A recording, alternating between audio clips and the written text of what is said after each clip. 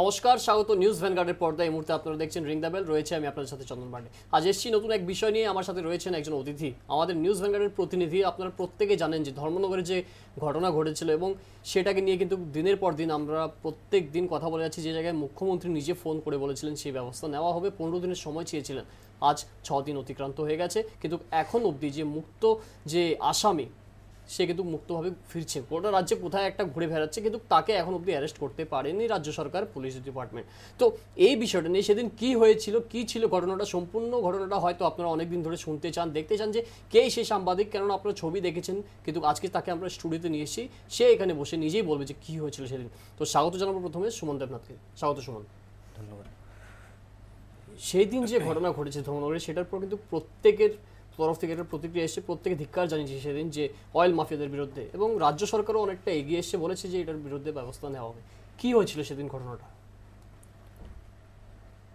বিগত দিনে যখন আমি তেলের বিরুদ্ধে বিভিন্ন সময় বিভিন্ন নিউজ করেছিলাম, বহুবার নিউজ করেছিলাম, আমার জানি অন্য কারো করেছে কিনা জানি না, কিন্তু আমি বিভিন্ন সময় বিভিন্ন জীবনের রিস্ক নিয়ে আমি করেছিলাম। অনেক সময় আমাকে বলা হয়েছিল যে এই তেল তেল যে মাফিয়া আছে ওরা বলেছিল অনেক সময় যে আমাকে জ্যান্ত পুড়িয়ে মারবে।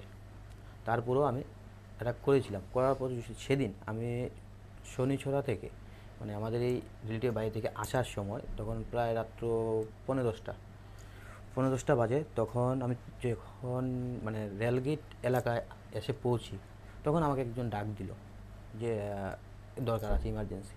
তখন আমি যেই ব্রেক মেরে আমি দাঁড়ালাম, বাইকটা ব্রেক মেরে দাঁড়ালাম, সঙ্গে সঙ্গে এই যে মূল আসামি যে সিমিন মিয়া আর মিহির দেব দুজন ছিল, আমাকে জোর বলপূর্বক ওরা একটা দোকানের ভিতরে ঢুকিয়ে নেয়।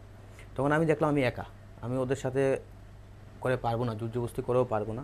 তো দোকানে ঢোকার সাথে সাথে ওরা একটা বড় একটা চাকু টাইপ একটা বের করে সঙ্গে সঙ্গে আমার গলার মধ্যে ধরার পর যখন আমি বলি যে কি হয়েছে, ঘটনা কি, আমি কি করলাম, বলছে না তোর জন্য, একমাত্র তোর জন্য আমাদের এই তেলের বিজনেস এখানকার প্রায় বন্ধের পথে। আমরা যা ইনকাম করতাম এখান থেকে আমরা এখন ইনকাম করতে পারছি না বা চুরি করতে পারছি না এখন। বিভিন্ন সময় পুলিশ দেখা যাচ্ছে নিউজের পর গিয়ে পুলিশ তুলে আনছে, বা মূল আসামি কাউকে অ্যারেস্ট করেনি কোনো দিনও। তেল যারাই গোডাউন থাকুক, পুলিশ গিয়ে গোডাউন থেকেই জিনিসগুলো তুলে আনছে, কিন্তু মূল আসামি যারা তাদেরকে কোনো দিনও অ্যারেস্ট করেনি। তখন আমি বললাম আমাকে মেরে কী হবে। তখন সঙ্গে সঙ্গে আমার একটু ভয় লেগেছিল। তখন সামনে দিয়ে যাচ্ছিল, একজনকে ডাক দিলাম। তখন ওরা এসে দেখেছে আমার গলার মধ্যে ও চাকু দিয়ে দাবিয়ে রেখেছে, রক্তও পড়ছে। তখন ওরা কী করেছে, ওরা ভয় পেয়ে ওর যে সিমিন মিয়া ওর পায়ে ধরছে বারবার, ওকে ছেড়ে দাও, ওকে ছেড়ে দাও, ওকে ছেড়ে দাও, ওকে মারবে না। তখন ওরা পায়ে ধরার সাথে সাথে আমার যে টান দিতেছিল, তখনই ওরা যে সময় পায়ে ধরলো, তখন ওদেরকে একবার ঘুরিয়ে মারার চেষ্টা করলো চাকু দিয়ে। তো সঙ্গে সঙ্গে আমি এখনকে ধাক্কা মারে যখন আমি বাইরে যাই, দোকান থেকে বেরিয়ে যাই, তখন আমার গলার এই মানে চাকুর আঘাতটা লাগার পর তখন আমি এসে মানে কিছুই দেখতে পাচ্ছি না চোখে, যে আমি কী করব। তখন আমি কী করব বা কী মানে কী কন্ডিশনে আমি আছি, তখন মানে আমি কিছুই বুঝতে পারছি না। তখন সঙ্গে সঙ্গে আমি ফোন করে জানালাম আমাদের এডিটরকে ফোন করে জানানোর পর তিনি উত্তর জেলার এসপিকে ফোন করলেন। সাথে সাথে এখানকে পুলিশ প্রশাসন আসলো, বা এখানকার লোকাল কিছু মানুষ যারা আছে তারাও এগিয়ে আসলো, এসে দেখলো ঘটনাটা পুরো। তারা টোটাল তিনজন লোক ছিল। তিনজনের মধ্যে আমি দুজনকে চিনতে পেরেছি, আরেকজনকে চিনতে পারিনি। ঘটনা হচ্ছে কি, ওরা যে সময় আমাকে ঢুকিয়েছিল দোকানের ভিতর, তখন ওরা বসে মাংস খাচ্ছিল, মদ খাচ্ছিল। তখন আমি একটু ঘাবড়ে গিয়েছিলাম যে ওরা এখন কী করবে আমাকে, কারণ ওরা টোটালি মদমত্ত অবস্থায় রয়েছে। এখন কী করবো আমি নিজেও জানি না, মানে আমি টোটালি কনফিউজ হয়ে গেছিলাম ওই জায়গাতে দাঁড়িয়ে। তখন সঙ্গে সঙ্গে যখন আমি বেরোলাম, তখন মানুষজন আসলো, আপনাদের এডিটর ফোন করলো, এসপি নর্থ উত্তর ত্রিপুরা জেলার এসপি মানিক দাস, ওনাকে। সঙ্গে সঙ্গে পুলিশ আসলো, এসে মানে এখন পর্যন্ত যে আমি একটা নিরাপত্তাহীনতায় ভুগছি। বিভিন্ন সময় আমার বিভিন্নভাবে আমার কাছে কল আসছে, বা বিভিন্নভাবে মানুষ থ্রোতে কল থেকে বেশি মানুষে আমাকে একটা মানে ডিপ্রেশনের মধ্যে রাখছে, মেন্টালি টর্চার করছে। তো যে কোনো সময় বাড়িতে, কারণ আমার বাড়িতে কেউ নেই, একমাত্র আমি একা, আমার মিসেস আর মা, বাচ্চা দুটা, ওদেরকে নিয়ে আমি কোথায় যাব? যদি রাত্রেবেলা অ্যাটাক করে তখন আমি কী করব? কারণ আমার তো একা আমি করা অত সম্ভব না। কারণ এখন দেখা যাচ্ছে কি ওরা তেল মাফিয়ারা এখন একযোগ হয়ে গেছে, সবাই সবাই একসাথে মিলে ওরা চাইছে আমাকে একটা কিছু করতে। যেন মানে একটা আতঙ্কে আমিও আছি। কারণ আমি যেহেতু আতঙ্কে এই কারণে যে মূল আসামি মিহির দেব, উনাকে অ্যারেস্ট করার 5 দিনের মাথায় ও বেল পেয়ে গেল। মূল আসামি এখনও অ্যারেস্ট হয়নি। ওর বিরুদ্ধে 22টা কেস আছে উত্তর ত্রিপুরা জেলা বিভিন্ন থানাতে, এমনকি মার্ডার কেস, ডাকাতির কেস সহ, চুরির কেস সহ বিভিন্ন এলাকায় মানে থানাতে ওর বিরুদ্ধে কেস আছে রয়েছে। ও যে করবে না কেউ গ্যারেন্টি আছে, কোনো ভরসা নেই ও কোন সময় কী করবে মানে আমি নিজেও বলতে পারি না। মূল আসামি এখন পর্যন্ত অ্যারেস্ট হচ্ছে না। এই জায়গায় সুমন যে বিষয়টা দেখা আমাদের রয়েছে যে পুলিশের, যদি আমি স্পেসিফিকলি যদি বলি এসপির যে ভূমিকা, সেটা নিয়ে কিন্তু প্রশ্ন উঠছে। কেননা যেইভাবে দিন প্রতিদিন সেই জায়গায় অয়েল মাফিয়াদের বিরুদ্ধে তুমি নিউজ পরিবেশন করছো এবং সেটাকে কেন্দ্র করে তোমাকে এইভাবে আঘাত করা এবং মেরে ফেলার মতন চেষ্টা করা, সেই জায়গায় যে চার্জশিট ফাইল করা হচ্ছে সেই জায়গা থেকে মিহির দেবকে যদি আমি বলি, সে কীভাবে বেল পেয়ে যায়? সবচেয়ে বড় প্রশ্ন এটাতেই, যে জায়গাতে নন ভেলেবল সেকশনে ওরা বলছে যে ধারাগুলো দিয়েছে নন ভেলেবল সেকশনে, যদি এটাই যদি হয়ে থাকে তাহলে কীভাবে 5 দিনের মাথায় ও বেল পেলো। প্লাস সেদিন ওই যে অয়েল মাফিয়ার বিরুদ্ধে একটা নিউজ করেছি যে গোডাউন থেকে এই তেলগুলা বেশ কয়েকদিন আগে, 10-15 দিন আগে, যে আমাকে হত্যা করার চেষ্টা 10-15 দিন আগে পুলিশ গিয়ে রিকভারি করেছিল প্রায় 16 ব্যারেলের মতো টোটাল রিকভারি করার পর দেখা গিয়েছে মূল মানে তারা প্রত্যেকবারই পুলিশ গিয়ে গোডাউন থেকে তেল নিয়ে আসছে, কিন্তু মূল মালিক বা মেইন আসামি বা মেইন যে তেলের মালিক যে আছে, তেল মাফিয়া আছে, ওদের বিরুদ্ধে কিন্তু কোনো অ্যাকশন নিচ্ছে না। সেদিন নিউজ করার পর একদিন পরে ওই একজনকে অ্যারেস্ট করে নিয়ে আসলো, যে মুকিব মিয়া নাকি, ওনাকে অ্যারেস্ট করে নিয়ে আসলো। কি ওনারা এখান থেকে তেল কবে পেয়েছেন?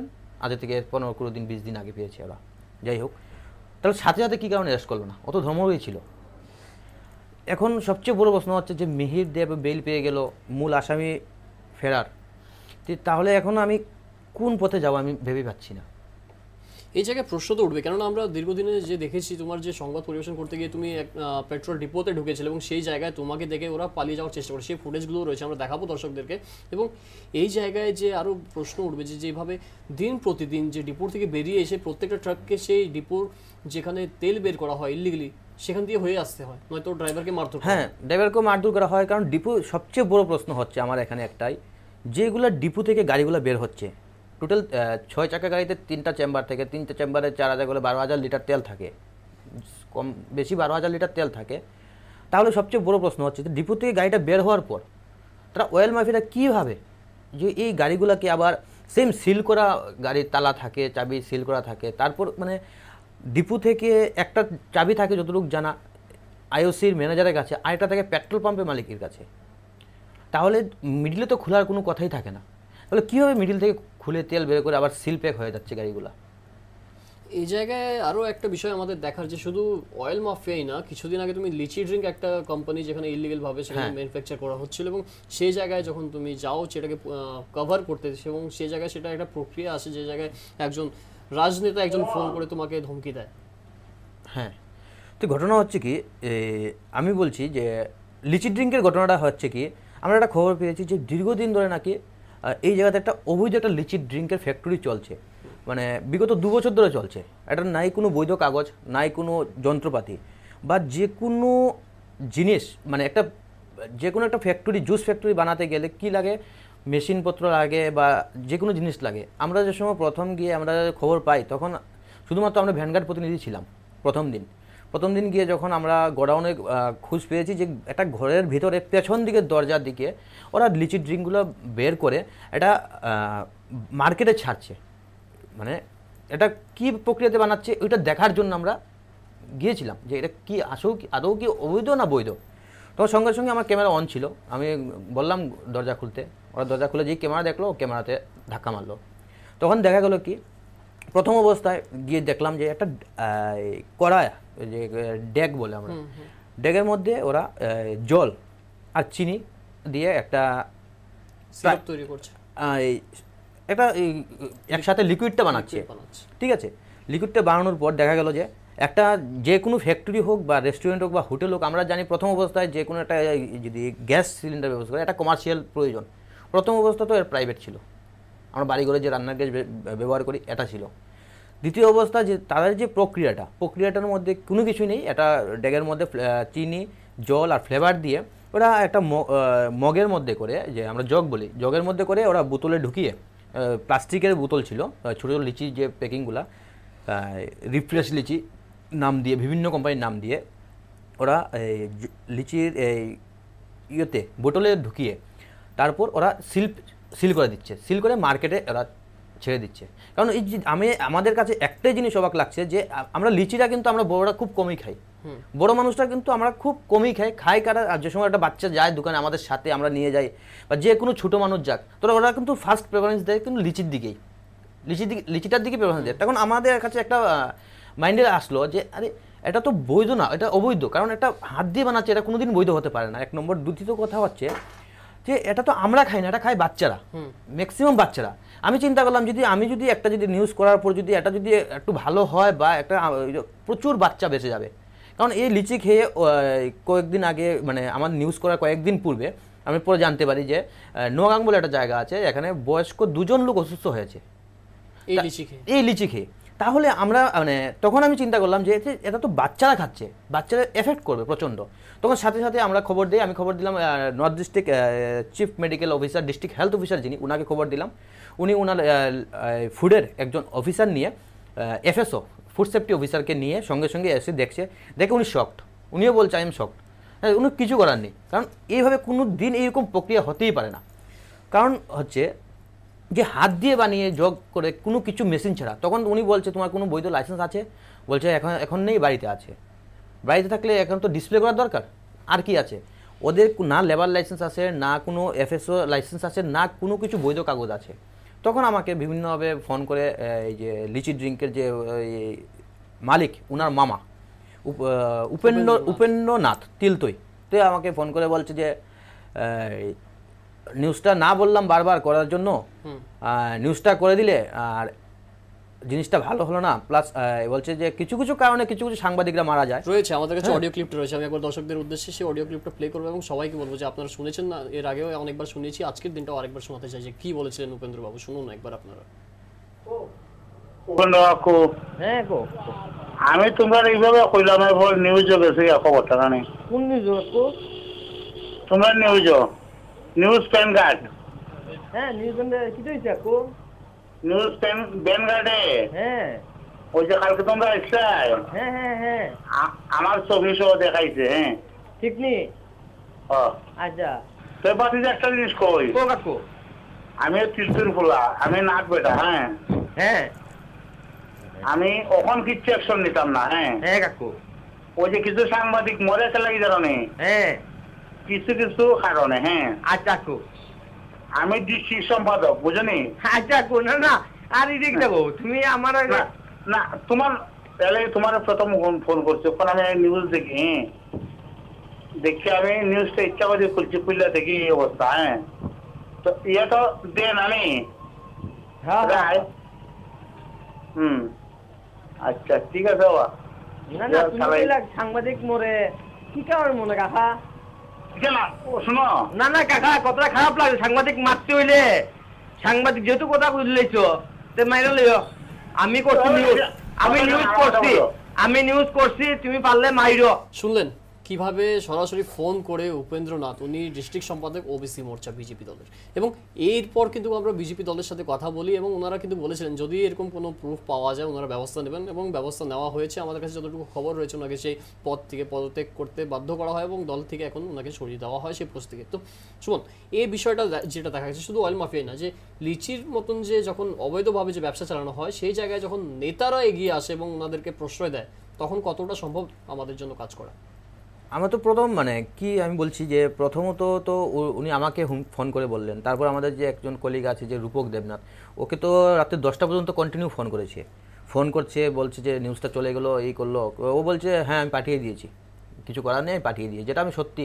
কারণ এখন যদি ভুল থাকে তাহলে তো ভুল হলে আপনি ব্যবস্থা নিন, আর যদি ভুল না থাকে তো এটা ঘটনা ঠিক। তা যা আমরা অফিসার, যা এফএসও বা ডিস্ট্রিক্ট হেলথ অফিসার যা বয়ান দিয়েছে ওনার উপরেই আমরা নিউজটা করেছি, আমরা তো অবৈধ কোনো কাজ করিনি। বলছে না ঠিক আছে। তো এখন দেখা যাচ্ছে কি নিউজ করতে গেল যে কিছু কিছু রাজনৈতিক দলের নেতা বলছে, যারা আগে আগে ছিলই না, কিছুই ছিল না। ওরা বলছে আমি এমুক দলের নেতা, আর এমুক দলের নেতা, আমি এই ডিস্ট্রিক্ট সম্পাদক ওবিসি মোর্চার, এই সেই বলে বিভিন্নভাবে হুমকি দিচ্ছে। তখন একটা জিনিসই খারাপ লাগে, যখন দেখা যাচ্ছে যে যারা আগে এই তার বিরোধিতা করতো তারাই এখন বলছে, কিছু কিছু মানুষের জন্য তারাই মানে এখন বলছে যে আমি এমুক ওবিসি মোর্চার সম্পাদক বা ওবিসি মোর্চার ডিস্ট্রিক্ট সম্পাদক, হ্যাঁ, এর নিউজটা করতে পারবে না তুমি। তাহলে নিউজটা কি ওদের কথায় করবো না আমাদের হাউসের কথায় করবো, কোনটা করবো? এটা নিয়ে প্রশ্ন তো উঠবে এরকম। এটাই নিয়ে সবচেয়ে বড় প্রশ্ন এখন দাঁড়াচ্ছে। এবং এই জায়গায় যে আরো বিষয় আমাদের দেখা, যে ইলেকশনের ঠিক আগ মুহূর্তে দুজন সাংবাদিককে আমরা হারিয়েছিলাম এবং তোমার উপর এইভাবে আক্রমণ করা, তারপর যেটা দেখা যাচ্ছে মুখ্যমন্ত্রী নিজে আমাদের এডিটরকে ফোন করেছেন এবং উনি বলেছেন 15 দিনের সময় দেওয়া হোক, যার মধ্যে কিন্তু ইতিমধ্যে কিন্তু 6 দিন অতিক্রান্ত হয়ে গেছে। আবারও বলছি আমি, 6 দিন অতিক্রান্ত হয়ে গেছে। মুখ্যমন্ত্রী নিজে বলেছেন যে যারাই রয়েছেন অয়েল মাফিয়া ওদেরকে উৎখাত করে ফেলা হবে। এবং এই মুহূর্তে যে খবর রয়েছে আমাদের কাছে, যে এখন সম্পূর্ণভাবে যে অয়েলের যে বিজনেসটা সেটা সম্পূর্ণভাবে বন্ধ হয়ে গেছে।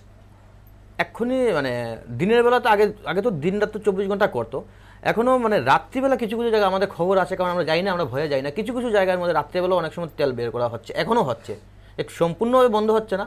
মানে আগে দিনের বেলা যে বের করা হতো তেলটা, এখন দিনের বেলা বের করা হয় না, এখন রাত্রিবেলা করা হয়। একদিকে দেখা যাচ্ছে যে একটা গাড়ি থেকে যদি 1200 লিটার, আমাদের কী কারণে আমাদের অনেক সময় বাইক গাড়ি খারাপ হচ্ছে, দেখা যাচ্ছে যে একটা গাড়ি থেকে যদি 1200 লিটার পেট্রোল হোক ডিজেল হোক বের করা হয়, তার পরিবর্তে কিন্তু কেরাসিন মিশিয়ে ওরা একটা মেকআপ করছে। কিন্তু মেকআপ যদি করে 1200 লিটার পেট্রোল হোক বা ডিজেল হোক, এটা কি কম বড় কথা না। একটা গাড়ি থেকে 1200 লিটার পেট্রোল হোক বা ডিজেল হোক, তো হিসাব করে দেখা যাচ্ছে যে প্রথম অবস্থা যখন ছিল 1200 গাড়ির মতো প্রায় ছিল, 1200 গাড়ির মতো ছিল ট্যাঙ্কার। তখন বিগত আপনি হিসাব করে দেখুন যে বিগত যদি 25 বছর ধরে এটা চলে আসে, যে কত কোটি টাকা গভর্নমেন্টের ওরা চুরি করেছে, মাফিয়ারা বিভিন্নভাবে বিভিন্ন পথে চুরি করেছে মাফিয়ারা। তাহলে এটা দায়টা কে নেবে? আমরা কি মানে নিউজ সংবাদও পরিবেশন করতে পারবো না? সংবাদ পরিবেশন করার পর আমাদের উপরে অ্যাটাক আসছে, হুমকি আসছে। এখন তো শুনতে পাচ্ছি যে আমার বাড়িঘরও পর্যন্ত অ্যাটাক করা হবে। বাড়িঘরে অ্যাটাক করা হবে এই কারণে আমাদের জন্য টোটালি বিজনেস বন্ধ হয়ে গিয়েছে এখন, যার কারণে আমার বাড়িঘরে অ্যাটাক করা হবে। বিভিন্নভাবে মানুষের মারফত আমাদেরকে হুমকি দেওয়া হচ্ছে। তো এই জায়গায় যেটা সবচেয়ে বড় বিষয়, আমাদের দর্শকরা আপনারা দেখছেন যে বিষয়টা আমি বলছিলাম, দুঃখিত আমি 6 দিন বলেছি, 8 দিন আজকে অতিক্রান্ত হয়ে গেছে এবং এখন পর্যন্ত কিন্তু যে এই পেছনে যে ক্রাইমের পেছনে যে ছিল সে কিন্তু এখনও পলাতক রয়েছে এবং তাকে এখনও কোনো ট্রেস পাওয়া যাচ্ছে না, অ্যারেস্ট করতে পারছে না। কোথায় আছে কিভাবে আছে সেটা আমরা জানি না, কিন্তু অবিলম্বে তাকে কিন্তু অ্যারেস্ট করার দরকার। এবং শিমিন মিয়া যদি অ্যারেস্ট করা না হয়, তাহলে যেভাবে প্রত্যেক দিন ফোনে হুমকি বা মেন্টালি যে টর্চার করা, সেটা কিন্তু সবচেয়ে বড় টর্চার। কেননা এইভাবে যদি টর্চার করা হয় তাহলে একজন নিজের বাড়িতে কিভাবে থাকবে বা সে যে সাংবাদিকের যে কাজটা সেটা কিভাবে করবে। এবং এইভাবে যদি আক্রমণ করা হয়, যেটা আমরা দেখেছিলাম ইলেকশনের আগে দুজনকে কিন্তু মেরে ফেলা হয় এবং সুমনের উপরে যেভাবে আক্রমণ করা হয় সে কিন্তু একদম মারা যাওয়ার জায়গা থেকে ফিরে এসছে। তো এই জায়গায় আজকে প্রশ্ন উঠবে, সাংবাদিকরা প্রশ্ন তুলবে, আপনারা প্রশ্ন তুলবেন যে কি করছে পুলিশ ডিপার্টমেন্ট, কি করছে রাজ্য সরকার, কেন অ্যারেস্ট করা হচ্ছে না, সাংবাদিক নিরাপত্তা পাচ্ছে না। এবং এটা যদি না পাওয়া যায় তাহলে যে বিষয়টা আমি প্রত্যেকবার বলেছি আপনাদেরকে, যে 24/7 যে সার্ভিস দেওয়ার কথা পুলিশও দেয়, আমরাও দিই, কিন্তু আমাদের যে সার্ভিসটা আমরা কিভাবে দেবো। এবং সুমনের কাছে আরও একবার যাব আমি, যে বিষয়টা আমরা আলোচনা করছি, যে অয়েল মাফিয়াদেরকে উৎখাত করা এবং যারা এর সাথে জড়িত রয়েছে প্রত্যেককে কিন্তু অ্যারেস্ট করতে হবে। কেননা এটা শুধু অয়েল মাফিয়ারাই না, এর সাথে কিন্তু জড়িত রয়েছে পুলিশ অফিসার, এর সাথে জড়িত রয়েছে রাজনেতারা। একেবারে ঠিক, কারণ দেখা যাচ্ছে যারা আগে এখন বর্তমানে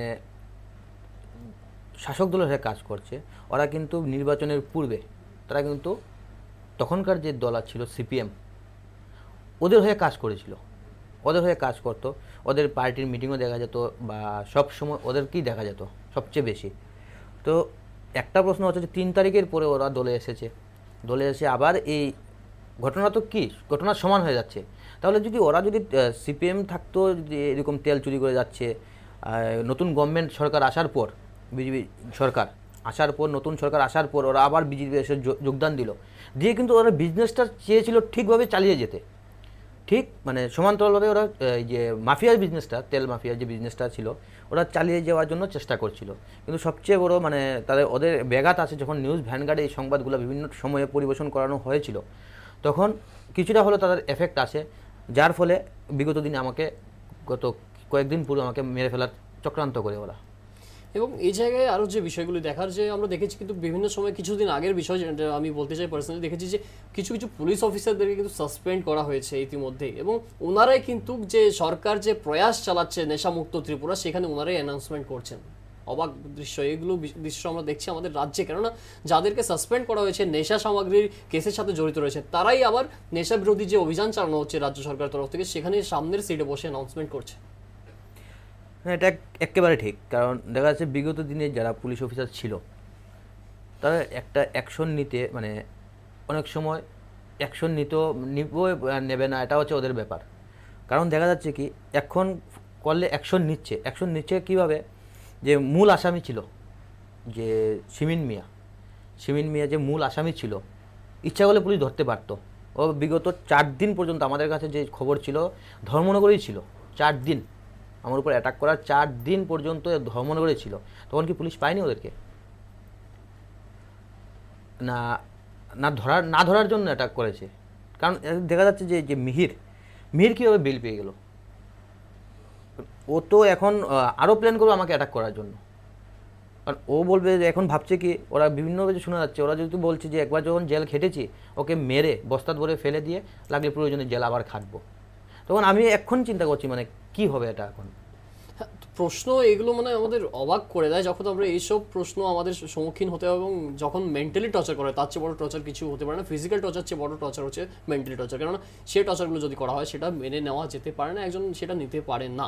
এবং এইভাবে যদি আক্রমণ করা হয়, বা যেটা সুমন এখন বলেছে আমাদেরকে যে ওকে মেরে ফেলার মতন যে ধমকি দেওয়া, সেটা যদি করা হয়, এবং আরও একজন সাংবাদিককে যদি আমরা হারাই, আমরা চাই না এরকম কোনো ঘটনা আমাদের রাজ্যে বা ভারতবর্ষের কোথাও এরকম ঘটনা ঘটুক। এবং এরকম যদি ঘটনা কোনো সাংবাদিকের সাথে বা কারোর সাথে যদি হয়, তার পরিবারের দায়বদ্ধতা কে নেবে? রাজ্য সরকার নেবে, প্রশাসন নেবে, না পুলিশ নেবে? কে নেবে? কেননা সাংবাদিকরা সাংবাদিকতা করতে যায়, এবং সেই জায়গায় যদি তাদের উপরে আক্রমণ করা হয়, মেন্টালি হ্যারাসমেন্ট করা হয়, তাহলে কিভাবে আমরা আমাদের কাজ করব? এবং আপনাদেরকে যে বিষয়গুলি আমরা সম্মুখীন করি, সেই বিষয়গুলি তুলে ধরি, আপনাদেরকে দেখাই, আপনাদেরকে বোঝানোর চেষ্টা করি, সেটাই আমাদের কাজ। বিভিন্ন সময় কিন্তু প্রশ্ন তোলা হয় সাংবাদিকদের উপরে যে ওনারা বায়াসড কিংবা আনবায়াসড কোনো পলিটিক্যাল পার্টির হয়ে কাজ করে, কিন্তু এরকম কোনো বিষয় নেই। আপনারা দেখেছেন দীর্ঘ ইলেকশনের আগ থেকে এখন পর্যন্ত আমরা যা সঠিক যা সত্যি তা নিয়ে আসি আপনাদের সামনে, তা দেখাই। সে যে কোনো রাজনৈতিক দল হোক, যে কোনো ব্যক্তি হোক না কেন, আমরা সেটা দেখিয়ে থাকি। এবং বারবার আমি একটা কথা বলছি, আজ যদি সুমন আমাদের কাছে এখানে বসে আছে এবং এইভাবে যদি হ্যারাসমেন্ট করা হয়, কতদিন সে এই চাপটা নিতে পারবে? কেননা মুখ্যমন্ত্রী নিজে ফোন করেছেন, বলেছেন 15 দিনের মধ্যে তাকে অ্যারেস্ট করা হবে। 8 দিন শেষ হয়ে গেছে, এবং আমাদের এমডিকে ফোন করে উনি সরাসরি বলেছেন, সেবক ভট্টাচার্য ওনাকে ফোন করে বলেছেন আমাকে 15 দিনের সময় দেওয়া হোক, আমি অবিলম্বে তাকে অ্যারেস্ট করার ব্যবস্থা নেব। এবং 8 দিন শেষ হয়ে গেছে, এখন অবধি কোনো ব্যবস্থা নেওয়া হয়নি। সবচেয়ে বড় প্রশ্ন হচ্ছে, আপনি দেখুন নেশা বিরোধী অভিযান হোক, যে কোনো অভিযান হোক, আপনি ধর্মনগরের পূব বাজারে যান, ধর্মনগর বাজারে যেমন একটা বার, পুলিশ সব কিছু জানে। ধর্মনগর বাজারে বেশ কয়েকটা দোকান আছে, নেশা বিরোধী অভিযানের দিনও এই দোকানগুলি থেকে কিন্তু মদ বিক্রি হচ্ছে, ওপেনলি বিক্রি হচ্ছে। সন্ধ্যা 6টা থেকে শুরু করে রাত 10টা, 11টা, 12টা পর্যন্ত, 2টা পর্যন্ত ওরা বিক্রি করছে। পুলিশ কী করছে? পুলিশ গিয়ে ধরে সামনাসামনি গেল, গিয়ে যাওয়ার আগেই তো কিছু মানুষ পুলিশ থানা থেকে ইনফরমেশন পেয়ে যাচ্ছে যে পুলিশ আসছে, ওরা এখান থেকে সরে গেল, গিয়ে দোকানের মধ্যে যে 2-4 বোতল 10 বোতল পেলো, ওরা উঠিয়ে নিয়ে আসলো, কিন্তু মালিককে তো অ্যারেস্ট করতে পারছে না। সবচেয়ে বড় প্রশ্ন হচ্ছে যে কিভাবে ধর্মনগর